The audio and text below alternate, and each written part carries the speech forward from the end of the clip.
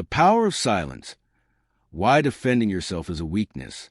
There's a moment, just a split second, when someone calls you out, questions your worth, or attacks your character. In that instant, most people do what they've been conditioned to do.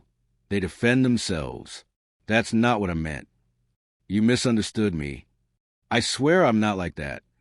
It sounds reasonable, even noble, but in reality, it's the moment you lose.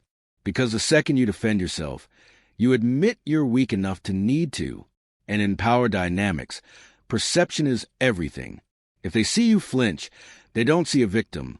They see blood. This is the brutal law Machiavelli understood before anyone else. The man who defends himself lowers himself.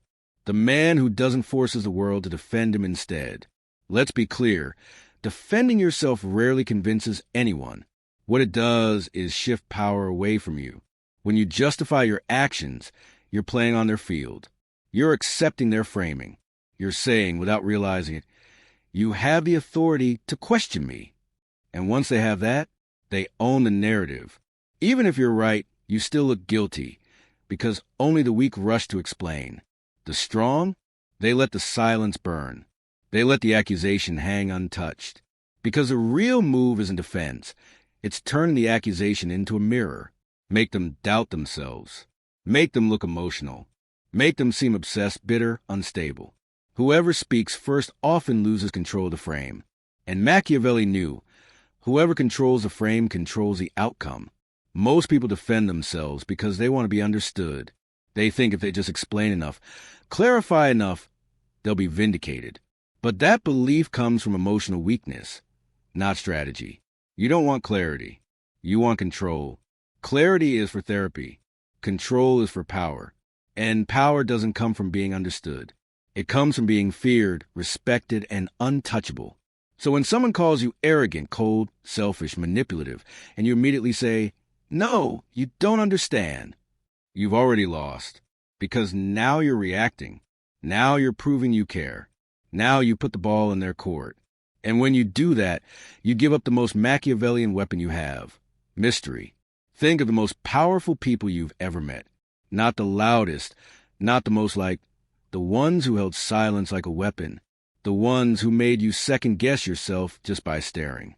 The ones who, when attacked, never flinched. Machiavelli would tell you, he who explains submits. He who stays silent forces others to fill in the blanks. And they always overestimate him. That's the game. When you don't react, they get uncomfortable. They start doubting their own words. They look around for validation and find none. Suddenly, their power shrinks while yours expands. Because you've done the one thing no emotional person can handle. You made them talk to themselves. And that's how you flip the power. You let their accusation die in the echo of its own weakness. The coldest moves. The unshaken silence. Someone throws shade, subtle or direct. Everyone turns to see your reaction. Your move? Say nothing. No defense, no smirk. Just calm, total stillness. Now, the room is forced to ask, why didn't he react? Does he know something we don't? You just flip the entire social frame. The inversion. Someone calls you manipulative.